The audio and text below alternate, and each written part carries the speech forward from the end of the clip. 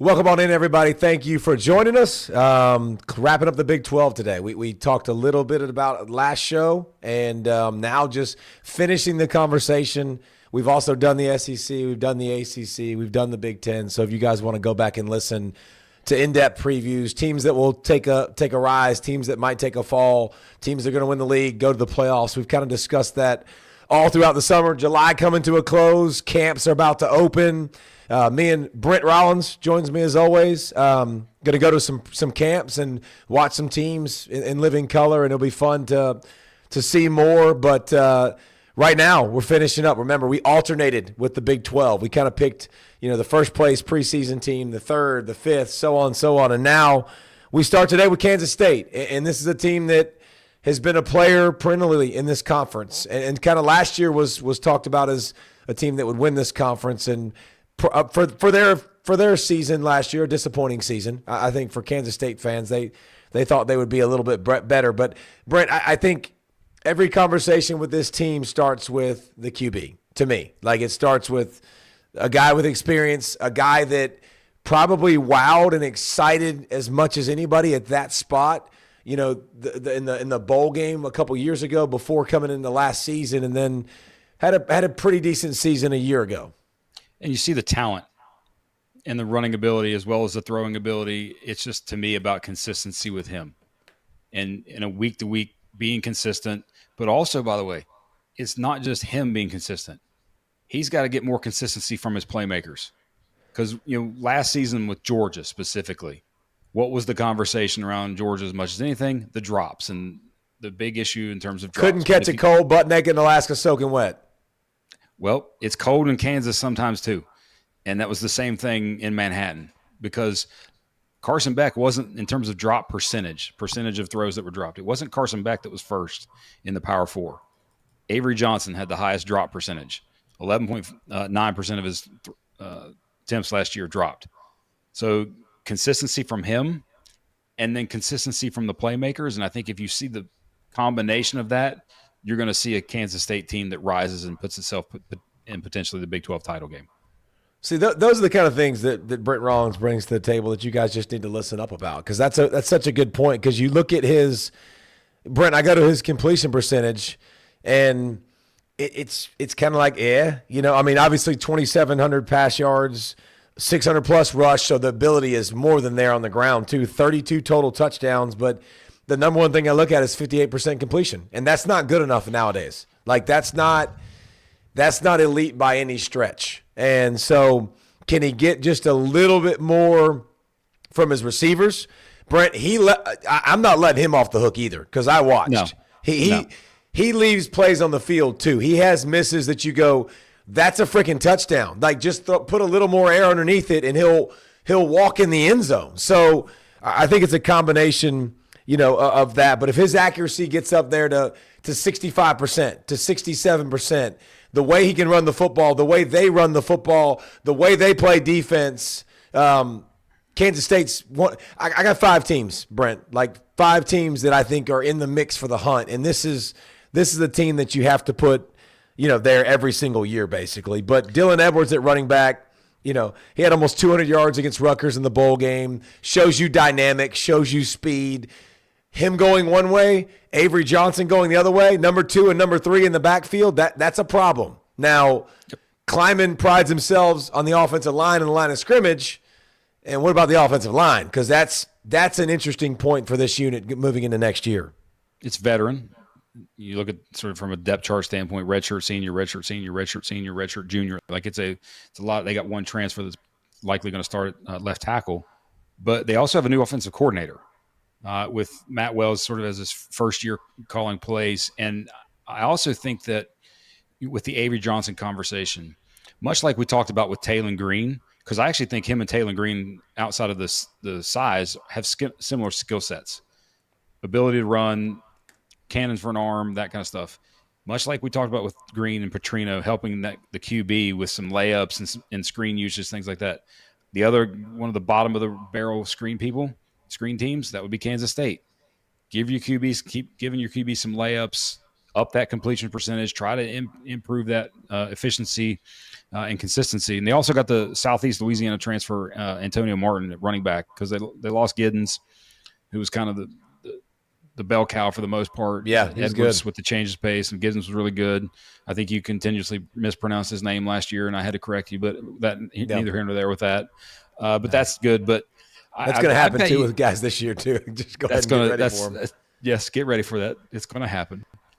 Hey, especially when you talk about their defensive line. What is it, Toby Osunsame? I mean, like something like that too. So we can get to that in a second too. Hey, Mr. PFF nerd. How about this? Looking at this and the losses last year during this regular season, Arizona State, Houston, BYU, 1 touchdown, 6 interceptions for Avery Johnson. Like those big time moments, he's got to deliver. And another year under his belt, I think everybody expects him to. The defensive line and the defensive side of the ball, I think, will be experienced. I think it'll be deep. I think this is, they got, that's the guy that I just mentioned, Toby. We're going to go with Toby, by the way, but so I don't have to say his whole name. But like linebacker, pretty highly recruited linebacker, moved to defensive end, was the special teams guys kind of developed. He's a guy that's going to get you probably 10 sacks this year. And that's why I think, K-State is one of the 5 that are very much battling for this conference, which is the most in any league, by the way. This is because this is the most competitive league in sports. It's the Big 12. I think you're probably a fan of Austin Romaine, the linebacker. That's one of the highest graded returning players in all of college He just got football. another tackle. Despite, by the way, he made a ton of them, but he missed a ton of them too. But I love that. Well, if he improves that, like you're going to see his PFF grade and just all that stuff go even more so through the charts. But game 1, we talked about this with Iowa State. Being across the pond in Ireland, week 0, you've got to be ready to go out of the gates in a conference game, not just somebody that you're playing on a neutral site that might not necessarily affect your conference standings, but in a conference game in that scenario. Because after that, I feel pretty good about their schedule. After that, host North Dakota, host Army, which is always a tricky game, but still should I'm about to say, win. Dang, don't disrespect our country like that. No, not going to disrespect them. Always a great game. Go Army, beat Navy. Uncle Gus, love you, buddy. At Arizona and then UCF at home after the Iowa State game. So if they get the Iowa State game in game 1, 5-0, going into Baylor, and you're feeling like you're a top 15 team kind of thing. Yeah, you're feeling good about yourself, building that momentum, and then possibly have a big year because they lost. This is the team that they don't get blown out very often. They're in all of their games. They're competitive. They're tough. All right, where are we going next? Next, we have maybe potentially the biggest heel in the conference. I don't know because of the money part, but I feel like this is the new shiny. This is the new shiny pair of boots. Like this is the new ball of the town. If anybody's we've talked more about Texas Tech than you've ever talked about Texas Tech in an offseason. You saw it in softball, by the way. Like they went and spent a ton of money on a pitcher, and all of a sudden they're playing for a national championship. So Cody Campbell's been a talked about guy. He was at Big 12 Media Days, which I find absolutely fantastic. Like the dude could find a couple $100 million in his couches, and he's wearing blue jeans, which I love, with cowboy boots, just sitting down, kind of kicking it. Like, again, and the fact that he's there in and of itself is amazing. Yeah, I've said this for years. The biggest beneficiary in NIL is the state of Texas because the money. It's just it's very fluid there. It's very good. It's nice. And so they went out and spent $55 million, I think is the last number I saw on their squad to be ultra competitive. They spent hundreds of millions of dollars, actually 240 plus million on their stadium. That's one of the best in the country. So if anybody name me a team in the country more, Brent Rollins, than Texas Tech that have said all in. Like, I'm taking off my belt. My belt's in this pot. My watch is in this pot. Like, they got everything they own in the pot saying, we're going to try to win this league and make a name for ourselves. I don't know, actually. Is it everything in the pot or is it just the watch? Well, for Cody Campbell, God dang, you're right. Jeez, Mania, like watch. But it might just be the watch. The thing also too is the general manager component of this, and there's been a lot written about him in terms of how they went and got this roster and how they targeted specific guys within this roster. Like the running back transfer from USC, the Joyner kid, he's going to be good. David Bailey, the edge guy from Stanford, going to be really, really good. Those are guys that have already been good. Like yes. they didn't get guys that you go, oh, this guy could be really good at this level. Like that's Stanford, that's USC. Like you've already seen that they're really good against really good competition. Like yes, those aren't maybes. No, not at all. And what's phenomenal about their program and just this season for them is just the experiment that it is in the new world of college football. That can you actually do this and entrust it to a coach who does have their quarterback back in Barry Morton? That's a big deal. I don't think my guess is a lot of this doesn't necessarily happen without him being back because maybe you got to go spend a lot of that money on the QB spot. But it's just going to be fascinating to watch because, like I even said in the open, the one question to me is, are they literally everybody's Super Bowl because of like the target potentially on their back is, hey, we know you guys bought your roster. We're taking it down no matter what. That's one where I'm fascinated to watch the entirety of their season. No, I don't think everybody's looking at him like that. I think everybody's like, oh, wait a minute, can I come over there and make that money too? I don't think they're upset with it. No, but listen, everybody starts to get targets on their back or whatever. But Texas Tech, they haven't won a ton. This is not a team that's dominated this league, so it's going to be interesting to see what they are. But like, they also made some investment in their coaching staff, and they got a new OC and a new DC. Like it's not business as usual. That is new things. And Morton, you talked about him. He's also coming off shoulder surgery. So, he didn't participate in the spring. Loved him at Big 12 Media Days. Just loved his, like, yes, sir, no, sir, smiley, just super happy. Like, I loved his persona and the way he carries himself. But, you got Mac Leftwich, who's coming to call plays. He's a Texan, which is a familiar thing with this roster. Joey McGuire's done a good job of getting Texas guys, Texas high school football coaches, because that's what he is, and trying to recruit and build from the inside. And the dude played at UTEP. But guess who he coached? You know this, and you might know this from your research. But guess who he coached in college? Who was a really high draft pick at quarterback last year? Wow, why am I drawing a blank on this? You got me. Incarnate Word. Oh, Cam Ward. Yeah. Cam Ward. He coached Cam Ward and was in a run he's been in that system where it's pass happy. He's been in the run happy systems, and so I think he'll be a good mix with Morton and in this offense, and the transfer hall, that how fast do they morph in and get in, because you're probably going to have at least 11 starters that are transfers, and that's entire defensive line. Yeah, and Brent, that's the least part I care about. Like, we're big dumb animals. The name of this show is See Ball, Get Ball for a reason. Like, ball move, I move. Like, I don't need a lot of chemistry. Offensive line, you need chemistry. You need to know where that guy is, where the help's coming from, what the front is. Like, defensive line is, I'm kind of lining up, I'm kicking my guy's ace in front of me, and I'm going to get the quarterback. I'm stopping guys. Like, it's a very easy position to integrate into, and they got some studs. Like, go ahead and list off those studs on the defensive line. They didn't go get guys, Brent, that some people wanted. They went and got guys that everybody wanted and paid them a lot of money and beat out all the big schools for these guys.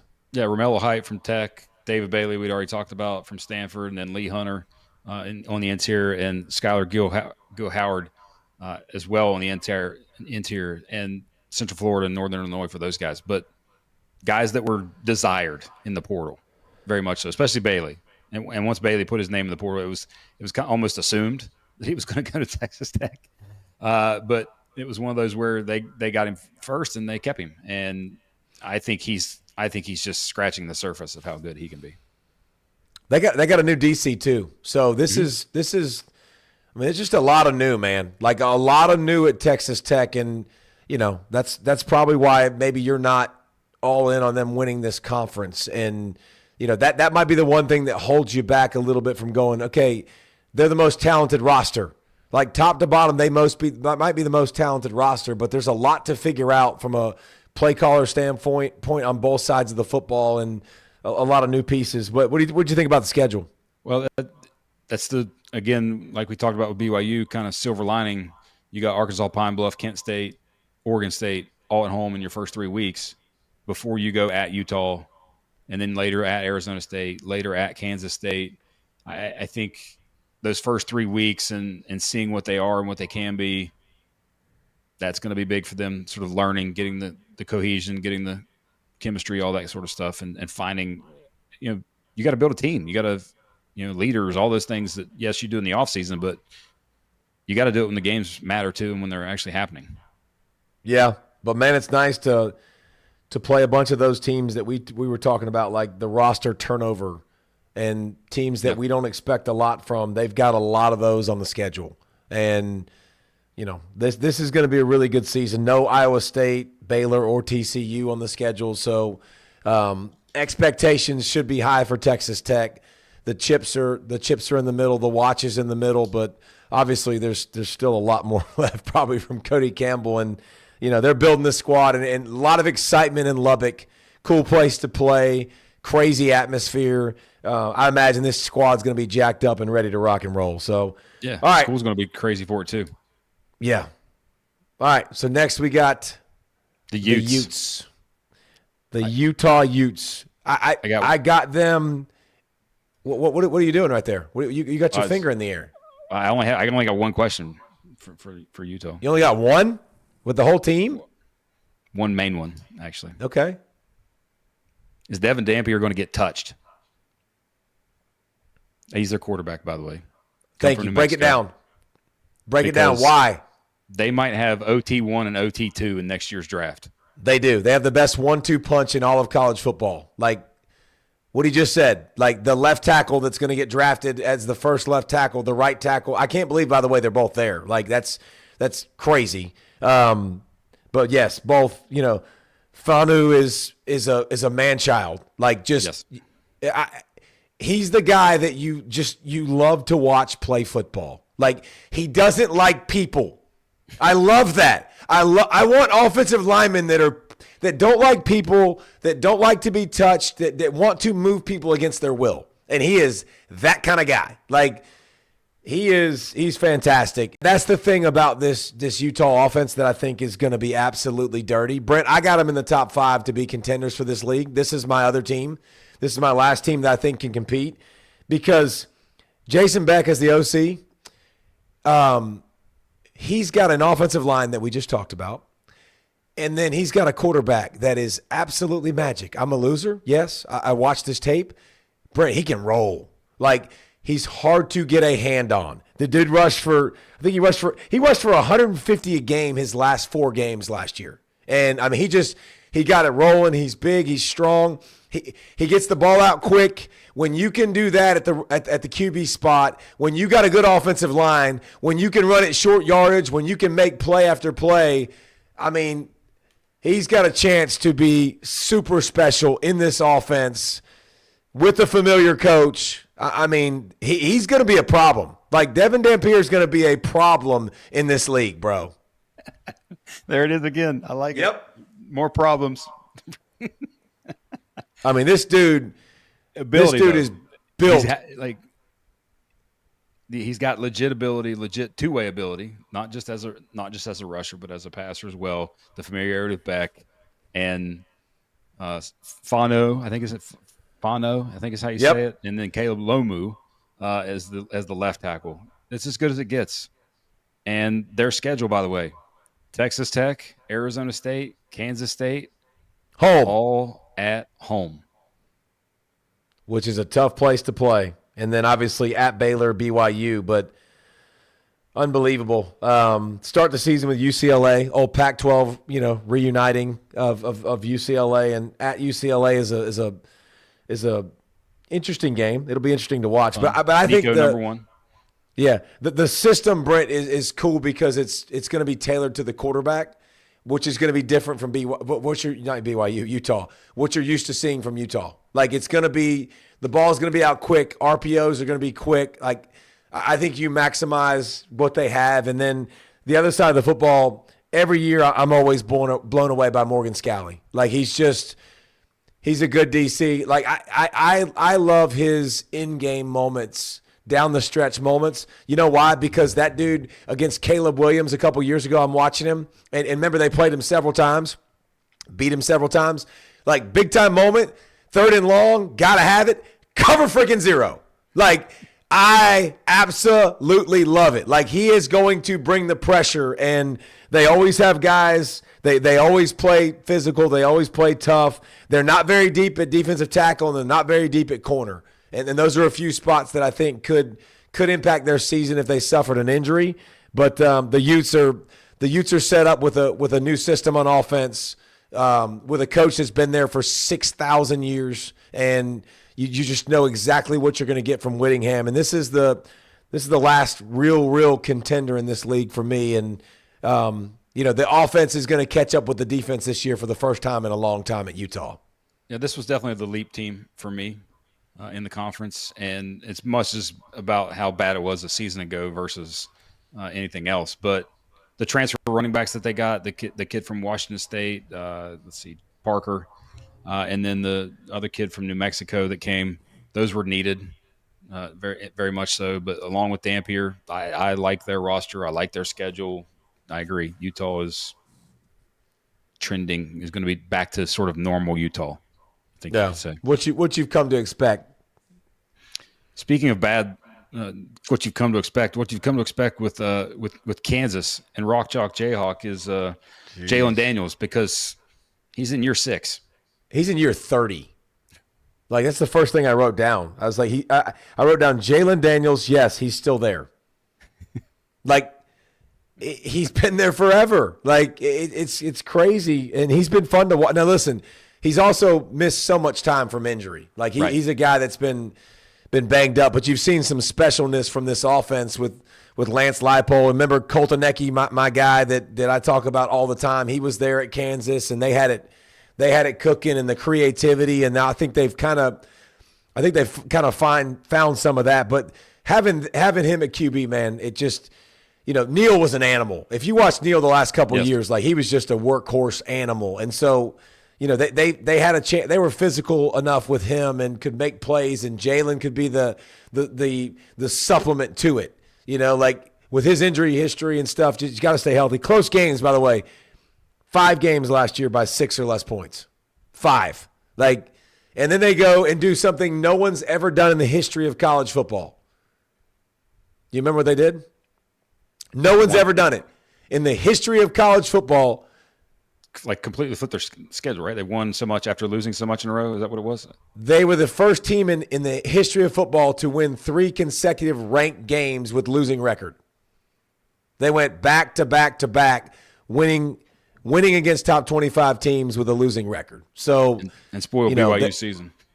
Yeah, but they're always pretty fun to watch, man. And I think Lance Leipold is an elite coach, just knows how to use what he has, and he still has Jalen Daniels. So, and another guy that, a transfer, Emmanuel Henderson Jr. from Alabama. Here's what you got that written down for a reason, because here's what Kansas hasn't had. They ain't had that. Like, that's legit. That's a top elite prospect. That's a top 30 prospect in the country coming out of high school. That's elite of elite speed. If the ball skills catch up, they have not had that. And then Daniel, Hishaw, he's ready to step out of Devin Neal's shadow. You'll see him get some touches. And then Iowa transfer, LaShawn Williams comes in. So I think they have a good 1-2 punch of dependability at running back with Jalen, with some speed on the outside. So I look forward to watching this offense that it's always creative and always fun to watch. And if I'm not mistaken, I think this is the case. I know I haven't looked at it recently, but I remember they get back sort of true home games, right? Aren't they back in their sort of normal digs this year kind of thing? I think they did have some renovations, I know. Big time renovations. Yeah. A lot of stuff at Arrowhead most everything, I think, at Arrowhead last year. So I think that's sort of getting back home games will be big for their season, big for them. Speaking of home games that have been fun, Colorado, Coach Prime in year 2, it was at least interesting. And then they got a lot better, but they no longer have his son, and they no longer have the Heisman Trophy winner. 2 guys with their jerseys retired. Did you see the joke that Shane Gillis made about that at the ESPYs? It was pretty good. It was pretty solid. I don't know. Do you remember all the things he said? But like, nobody talked about. Look it up. Look it up. Shane Gillis. I thought they did something this, and they just went 13-12, and it was. I agree. I was impressed. It was pretty good by him. It was pretty good hating. That happens with the roast, but look, I'm pretty interested to watch this squad, and obviously Deion's done it. You know, we've talked about Oklahoma State, and we've talked about Houston, and we've talked about like all the turnover in UCF, like, and we're going to talk about West Virginia here in a second. Like Deion's, that's what he did a couple years ago. He came in and he cleaned house, and there's no one that's bringing more celebrities to sidelines and excitement, and now you add Marshall Faulk to the running back room, who's a Hall of Fame running back, and since Deion's been there, by the way, they're the worst rushing offense in football the last several years. Like they're bad at it. So do they become more balanced now that it's not the Shador run at the helm who you trust to throw it a bunch of times, and can that offense with Pat Shurmur be good? Because I don't think we're still trusting them by any stretch to be, a team that's elite across the board. But they're going to have to be able to score points, and the quarterback spot, probably the most interesting spot on the team. Yeah, because you got Caden Salter that transferred in from Liberty, if I'm not mistaken. Yes. And then the true freshman who's from near us in Georgia, Carrollton, Georgia, Juju Lewis, who can throw it all over the yard. We'll see. I think it's the older. I think the experienced guy gets the nod early, and then once their season is not necessarily going the way they think it will be going, then they turn to the young guy. Unless he wants to play both early. I think that's possible as well too. Well, the good thing, if I'm a play caller, if I'm Pat Shurmur, the good thing is they're both very similar. Like they're both very athletic. But yeah, I mean, Salter has, he's got 8,000 yards on his resume and 77 touchdowns. Like he's done okay. And you probably brought him in for a reason. I mean, you didn't bring him in for no reason. So I think that, how does this year go for Deion? And now his health's been a big issue too, man. His health is one of the things that's really slowed him down, and he hasn't been as involved as you'd want him to be. But like I said, man, going to a Jack State practice years ago and watching Deion, and he does a good job, man. I know people think the flash and the sizzle and the sunglasses and all that stuff, but he's making those dudes wear the right things. He's talking to them the right way. He's old school, man. He's trying to get the discipline and the toughness. He's trying to hold them accountable. So Colorado will be another interesting team to watch in this league. Next, we got UC, the Bear Cats. I got not much for you here. Well, I mean, Scott Satterfield, at least he's starting with Brendan Sorby. Having Sorsby at the quarterback spot, at least he's got, he was, I saw this when I was just researching. He's one of 4 guys in all of college football returning with 18-plus passing TDs and 9-plus rush TDs. So, he's replacing his best 3 wide receivers and a stud running back. So, that's, the surrounding pieces you're really worried about. But Scott Satterfield has been known to coach offense. That's his specialty, and I expect that, having the QB obviously is a big step, but disappointing season a year ago for Cincinnati. And defensively, this is the part where it gets kind of scary for them, I think, the most, because the whole secondary's gone. 3 safeties to the draft, both corners to the transfer portal.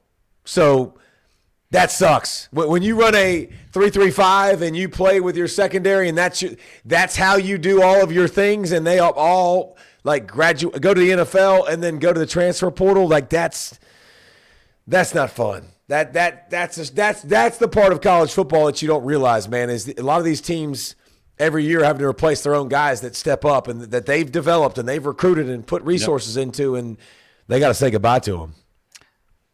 The entire receiver room being new, also, like it's just, and that's one of the things you just secondary receiver. You're always replacing rooms. And you might think, hey, I've got this guy coming in. I can get something out of this person, but you might have misevaluated, and you bring in somebody that doesn't fit your system or that just doesn't fit your culture, whatever that may be. I don't think this is one of those. I think this is going to be very similar as last year for Cincinnati. Yeah. Well, you see that schedule. They open at Arrowhead at Nebraska. And then you got BYU, Baylor, Iowa State at home, Utah and TCU away. The schedule's no not murderer's row. No Kansas State. Like that's the saving grace, but I don't know how much. Yeah, no Texas Tech, no Arizona State. Like they're definitely dodged some players in the league. Bowl eligible kind of thing because of the schedule. All right, let's just get to the next team because I know you're just so excited. Brent is from West Virginia. He has a Rich Rod T-shirt on 80% of the time when I see him. Like, I love Rich Rod. Rich Rod's my man. I think you were at the Georgia Bowl game with Rich Rod when they took care of business. Weren't you there? I was 100% there. And were you dressed in West Virginia colors? Yes, I was dressed in West Virginia colors. That this was something that many of my folks that around here from Georgia that they're like, wait, what? But I had just moved here, so I had previous 23 years of life as a West Virginia fan, and they were coming to play an hour from where I lived. I'm going to go cheer on the Mountaineers, and I did, and they scored 4 touchdowns right in the end zone that I was sitting in the first quarter. It was awesome. Yeah, it was okay. So, like, do you have any expectations for Rich Rod to bring some of that magic back? I'd be interesting. If you're looking at it be fun, be interesting, be a pest, be a team that fights like crazy, because I think that's one of the things you look at from the fan base as well as just me watching the group over the past 4 to 5 years. So it's just a lot of meh, and they've kind of. Anybody that get good, they leave. That kind of thing. So get guys, find some level of, and he talked about it when he was on our show about developing the toughness and developing the extra sort of, the hard edge, I think was his phrase. And they got to get back to that. And they've got an entirely new roster with which to do it. Like it was 50, 60 guys that are new. We're not going to go through that because we would literally spend the rest of our show going through that. Like, here's what you need to know. Jaheim White's back. That's one guy. Everybody else gone. and Rich Rod, you talk about hard edge. That's the one thing if you're around Rich Rod. Like, Rich Rod is demanding. Like, and I like that. So you'll have some accountability. You'll have some demanding. But, like, we could go down this list and we could go QBs. Okay, none. Like, whole room. They'll play 3. Whole 4. Offensive line. But can the run get – they have 38 total catches coming back. Like, total. Like, that's just nuts and crazy and unheard of. But Rich Rod specializes in running the football. And having a guy at the running back spot, like when he was at his prime and at his peak, dude, Noel Devine, right? Like Slayton. Those were freak show ballers. And – can his offense create space? Because he's the reason the offenses all went to spread. Like, he is one of the founding fathers of that. And everybody else is now caught up. Now, what's his next move? And I'll be interested to watch because he's so innovative and fun. And can he, like, you're spot on, Brent. Can he bring some fun to Morgantown? Because that's a place that's going to be blaring John Denver country roads, and they're going to be burning couches, and it's fan-freaking-tastic. Like, it's a great fan base that you'd love to see have a reason to cheer. Yep, and that's be pesky, get better as the season goes on. Find something as a team. I think that, and even the next group, the last team that we're talking about, is also kind of in that boat as well a little bit, even though they bring back the quarterback. But that's the Arizona Wildcats, and it's one where there was, with Fish that went to Washington, the new coach with Brennan, Jed, yeah. that now taking a step back, but Fafita's still there. Are you pesky again? No Tet McMillan. Do you find a way to be competitive? I think because again, much like these other teams, now they aren't as much portal heavy as the last few that we've looked at, but it's still, especially on offense, it's a lot of portal guys. It's a lot of new Yeah, faces. it is. Brent Brennan he's at San Jose State, I think, for those years, and just like really, really good coach. Interested having Fafita back is a big deal. Now, if you could have got T-Mac back and not, he was a first round draft pick at receiver. We talked about him last year Top before 10. the season, how good he was. He was so good, man. But here's there's besides that, there's not a whole lot Arizona to talk about, but five home games in the first half of the schedule, which is good. There's the schedule right there, and Hawaii's always fun. You got Houston, you've got Colorado, you've got Kansas. Like you've got some teams in there, man. That I mean, there's some winnable games in there. Yep. Like that might be the highlight of the season because you see Arizona State, BYU, and Iowa State, and Baylor down the stretch. But it's again, just like a lot of these themes and these guys, like Brent Brennan that's in their second year, like you just want to see improvement. We talked about Willie Fritz. You want to see your squad be, more and more competitive. In Arizona, they weren't that last year, and they were hard to watch at times. And so I think, do you take your step in your direction and be a little bit better and stop the run, please, for guys' sakes, because every time I watched them, they were getting ran on. All right, so of those last four that we just talked about, so Colorado, Arizona, West Virginia, and then Cincinnati, do any of those four teams kind of get a big victory over those top five contenders that you have ingrained? Because I don't see it. I think the bottom of the league this year is going to be the bottom of the league kind of thing. I think there's clear separation. Well, are you going to throw Houston, Oklahoma State? I mean, yeah, those two. Like we talked about the other day, those two. Are they going to get one of the bigger teams? I feel throwing Oklahoma State and Houston in there too. I don't really feel any differently. I couldn't answer that. UCF, yeah, I couldn't answer that quite. Like I couldn't say that any one of them are going to get somebody, but that's the beauty of college football, right? Like that's, playing at home, nothing to lose. A lot of times, like Juju's an elite talent, at the quarterback spot for Colorado. Like they're still going to have some elite dudes, and I think that, that offense has been fun to watch the last couple years. Obviously, they're missing a lot of pieces, but he was as hyped as anybody coming out of college football. So maybe they have the guy that can run and throw and put together a 100+ yard rushing game and a 250-yard passing game and get you beat one night. That's the hard parts. But yep.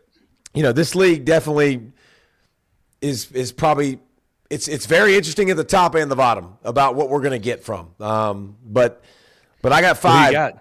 Are you okay with me with five contenders in that league? Were you okay with that list I had? So you had Arizona State, Baylor, Iowa State, Kansas State, and Utah. Was that your five? No, not Iowa State, but Texas Tech instead of Correct. Iowa State? I didn't put Iowa State in there. Are you going to put Iowa State in that conversation? No, I think they're the sort of come back down to earth team. I do think the championship participants come from your five that you've listed. And for me, I think it's going to be Arizona State and Baylor. I like it. And the reason I say that is mainly because I like Baylor's schedule better than I like anybody else's schedule because they get the other guys. So you got TCU as your team to jump, but you're jumping on my Baylor squad to go try to get in the championship game. It's the schedule part. I think I got TCU as my team that I think the QB's getting not talked about enough. But in terms of who's going to end up being in the championship game, I do think it's going to be Baylor just because they get Arizona State, Kansas State at home, and Utah, and they've kind of avoid a couple of the others. I don't feel the least bit confident saying anybody besides Arizona State. Yeah. Like I'm ready to put Arizona State in there. It's kind of like the SEC. Like I really feel Texas is the best team. Like they're the team with the least amount of flaws. The quarterback position I feel good about. Like the experience coming around I feel good about. But I do think Baylor.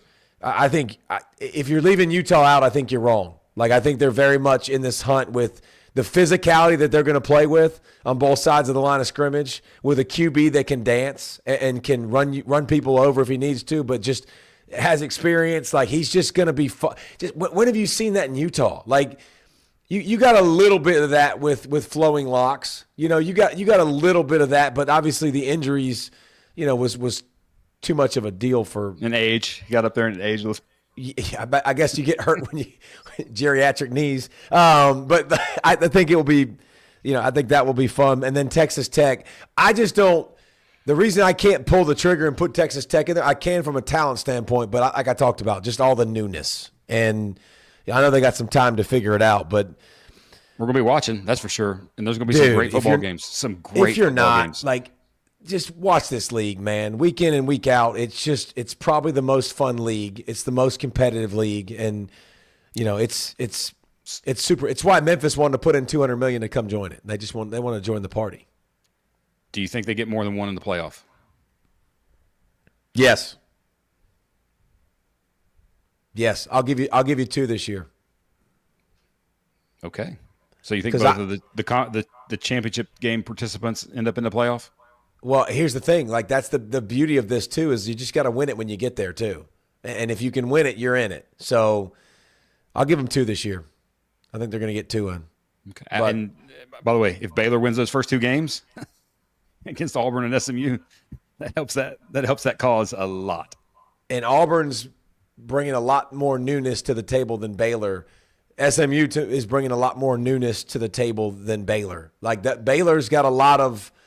I know what I'm getting, and I think that's going to bode well. But that's the Big 12. We're in the 30-something day countdown now. I don't know what it is exactly, but we're like 32 days. Yeah, you're like 31-ish, right around 31 days till college football, till we all get to finally have that excuse to sit on our couch and get fat, and our wives won't yell at us, which is absolutely outstanding. So again, fat, by the way.